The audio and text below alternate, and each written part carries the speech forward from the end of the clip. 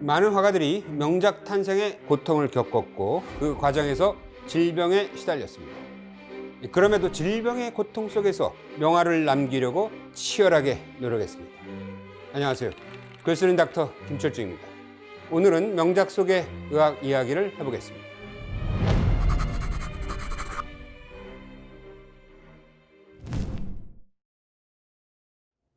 프랑스의 대표적인 인상파 화가 클로드 모네. 모네는 1883년 43세에 저택을 구입해 그 안에 수련 연못과 일본식 다리를 놓았고 그 정원 풍경을 화폭에 담았습니다. 총 250여 점에 달하는 수련 연작은 모네의 대표작이죠. 59세에 그린 수련 정원은 보시는 것처럼 색깔이 다채롭고 묘사가 섬세합니다. 하지만 그의 색감과 묘사, 붓터치는 나이 들어가며 바뀌었습니다. 82세에 수련 연못을 그린 장소에서 똑같이 그림을 그립니다. 작품 제목은 일본식 다리입니다. 그러나 그림을 보면 같은 사람이 동일 장소를 그린 것이 맞나 싶을 정도로 다릅니다. 다리 형체를 알아볼 수 없고 붓터치는 뭉개진 듯하고 붉은색 위주로만 그렸습니다. 모네의 푸른 정원이 붉은 수련으로 뒤덮인 이유, 시력에 문제가 생겼기 때문입니다. 모네는 72세에 백내장 진단을 받았습니다. 우리의 눈을 카메라에 비유하자면 피사체를 담는 카메라의 렌즈 역할은 수정체가 합니다. 이 수정체를 통과한 빛은 망막에 닿는데요. 이 망막에서 빨간과 녹색, 파란색을 구별합니다. 이때 빛을 담은 렌즈인 수정체가 혼탁해진 상태가 바로 백내장입니다. 나이 들어 수정체에 퇴행성 변화가 오면 단파장의 빛, 즉 푸른 계열의 빛은 망막으로 잘 들어가지 못합니다. 반면 긴 파장 빛인 빨간색과 노란색은 잘 인식하게 되죠. 특히 백내장 후유증에 시달린 모네는 밝은 곳에서 색을 구별하는 것이 더 어려웠습니다. 모네는 백내장을 알아도 끝까지 붓을 놓지 않았고 그가 백내장을 알면서 그린 말년의 그림들은 나중에 추상화로 이어졌다는 평가가 있습니다. 백내장이 화풍 시류를 바꿨다고 할 수 있죠.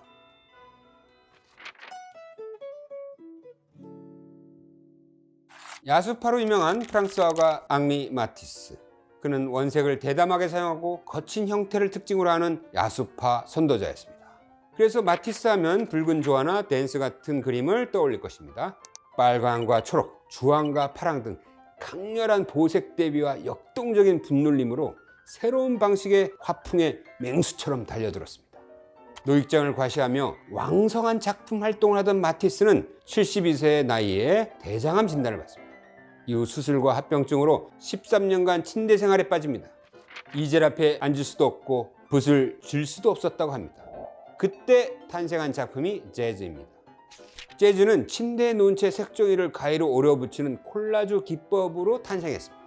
강렬한 파랑으로 역동적인 모습을 연출했습니다. 77세 화가가 아이처럼 색종이로 유쾌하고 따뜻한 작품을 쏟아냈는데요. 그 연유가 대장암에 있었다니 질병이 위대한 작품 탄생 계기가 된 것이죠. 대장암은 한국에서 과잉 진단 이슈가 있는 갑상선암을 제외하고 암 발생 1위입니다.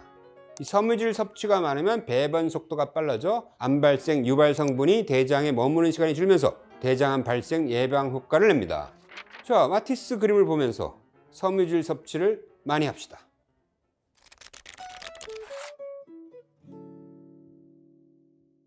멕시코의 여성 화가 프리다 칼로가 1944년에 그린 부서진 기둥이라는 그림입니다. 몸 한가운데 척추선을 가로지르는 철탑이 눈에 먼저 들어옵니다.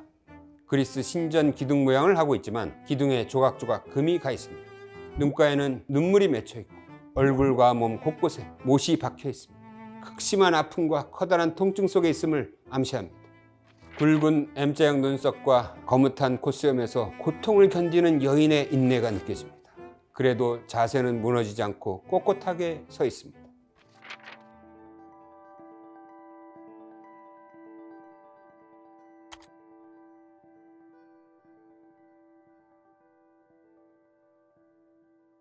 그런데 칼로가 지금의 한국병원 진료실에 있다면 이 작품이 등장하진 않았을 것입니다. 요즘 한국 병원에서는 마약성 약제를 척추관 안에 척수에 직접 주입하기도 하고 약물을 척수 안에 조금씩 주입하기도 합니다. 진통제 치료의 300배 진통 효과를 냅니다. 그래도 안 되면 척수 안에 전극선을 넣어서 전기를 흘려주어 신경이 통증을 잘 느끼지 못하도록 합니다. 때로 뇌 속에 통증 감지 방해 전파를 쏘는 전극선을 심기도 합니다. 어찌됐건 칼로의 그림은 이 형언할 수 없는 누군가의 고통을 이해하게 되고 공감하게 만듭니다. 칼로의 그림은 심리적인 진통제인 셈이죠.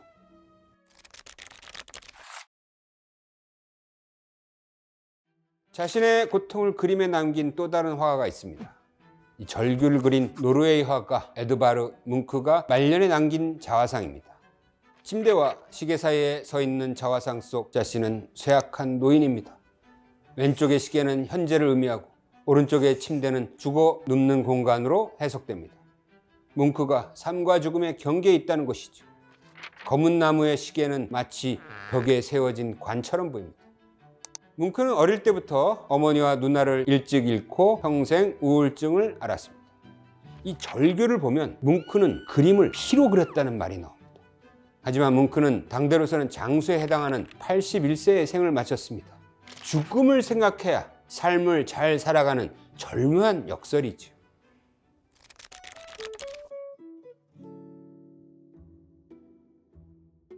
네덜란드 출신 화가 빈센트 반 고의 자화상입니다.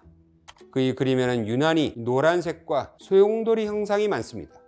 인류가 사랑하는 작품 별 해는 밤에서도 노란 회오리가 곳곳에 있습니다. 자신의 귀를 자른 후 요양원에 있으면서 병실 밖에서 본 밤의 모습을 그렸다고 하는데요. 절망의 어둠도 몽환적이라는 느낌을 줍니다. 이 고흐는 자화상뿐만 아니라 많은 그림을 누렇게 그렸습니다. 의사들은 그것이 질병에서 기원했을 수 있다고 지적을 합니다. 시야가 노랗게 보이는 황시증을 의심합니다. 그 근거는 고흐가 디지털리스라는 약초를 복용했기 때문입니다. 당시에 이 약초는 구토나 우울증 등 다양한 분야에 쓰였습니다. 고흐가 그린 자신의 주치 닥터 가셰 초상화에도 의사 앞에 디지탈리스 약초가 놓여 있습니다. 디지탈리스는 황색 시력을 유발하는 것으로 알려져 있습니다. 이 약초 성분은 훗날 심장 박동을 세게 해주는 강심제 디곡신으로 개발돼 널리 쓰이게 됩니다. 이 약이 과잉 투여된 심장병 환자 중에 눈앞에 노란 필터가 낀 것처럼 보인다고 말하는 이들이 있습니다. 망막에는 색을 구분하는 적색, 녹색, 청색 등 3가지 색각 세포가 있습니다. 디지탈리스는 빨강과 초록 인지를 어렵게 하여 그 보상으로 시야를 노랗게 합니다. 고흐 작품에는 본래 녹색이어야 할 초목도 노랗게 그려져 있곤 합니다. 한편 고흐가 과다 복용 시 노란 시야를 일으키는 산토닌 성분이 들어간 압생트라는 술을 즐겨 마셨다는 설도 있습니다. 반론도 있습니다. 황시증이 생기면 흰색과 노란색을 구별하기 힘들고 무엇보다 파란색과 보라색에 대한 지각이 없어지는데 고흐의 작품에는 파란색, 보라색, 흰색이 분명히 들어가 있기 때문에 약물 중독에 의한 황시증 가능성이 낮을 수 있다는 의견입니다. 현대의학 시각으로는 중심성 망막염일 가능성이 있다고 말합니다. 망막 중심부에 물이 고이는 중심성 망막염의 경우 사물이 누렇게 보인다는 거죠. 질병이 아니라면 고흐는 진정으로 노랑을 사랑했다고 볼 수 있지요. 어찌됐건 고흐 그림처럼 사물이 노랗게 더해져 보인다거나 빛 번짐 후광이 보이고 회오리 치듯이 상이 왜곡되어 보이면 망막 검사를 받는 게 좋습니다.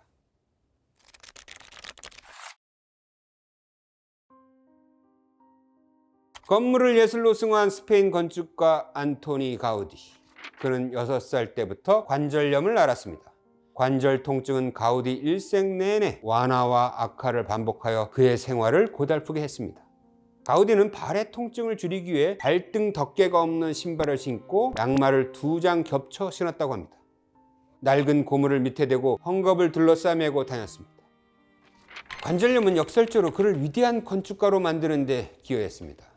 가우디 작품에는 얼기설기 엮은 뼈 모양이 많은데 이는 관절염을 앓았기 때문이라는 주장도 있습니다. 가우디는 관절통 때문에 학교를 다닐 때 친구들과 어울려 운동을 하거나 같이 놀지를 못했는데요. 당나귀를 타고 집에 멀리 나와 자연에 머무는 날이 많았다고 합니다. 그 과정에서 나무와 숲의 형태에 대한 관찰력, 분석력을 키웠고 그런 능력이 독특한 형태의 작품 구성으로 이어졌다는 평입니다. 가우디의 관절염은 현대의학으로 특발성 소아 류마티즘 관절염으로 보입니다. 요즘에는 이 염증 매개 물질을 생물학적으로 차단하는 주사제가 다양하게 나와서 통증 관리가 잘 되고 있습니다.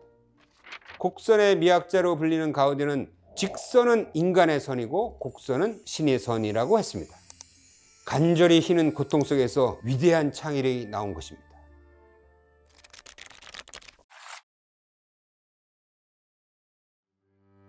프랑스의 대표적 인상주의 화가 오기스트 르누아르는 여성의 자태와 누드를 묘사하는데 뛰어난 예술적 감각을 지녔습니다. 따스한 색채로 포근함을 표현했죠. 1884년에 3년에 걸쳐 그린 목욕하는 여인들에서도 풍만한 육체, 윤기나는 머릿결 등을 표현한 섬세한 붓터치가 눈길을 잡습니다. 르누아르는 목욕하는 여인을 77세인 1918년에도 그렸는데요. 그 전의 그림과는 완전히 다릅니다. 이 선이 거칠고 배에도 지방이 고여서 주름이 잡혀 있습니다. 여인들보다 황혼 같은 붉은 배경이 더 두드러지고요. 손가락 마디가 염주알처럼 굵고 뒤틀렸습니다. 사실 이 여인들은 관절염을 앓고 있는 르누아르 자기 자신을 표현한 걸지도 모르겠습니다. 르누아르는 50대부터 류마티스 관절염을 앓기 시작했습니다. 손가락 마디 관절 할막이 염증으로 두꺼워지고 뒤틀렸습니다. 나중에는 붓을 손에 쥘 수 없게 됐습니다. 류마티스 관절염은 자기 면역세포가 자기 조직을 공격하는 자가 면역 질환입니다. 이 4대1 정도로 여자에게 많습니다. 주로 30대에 발생합니다. 드물게는 르누아르처럼 50대에서 60대에 진단받는 남성도 있습니다.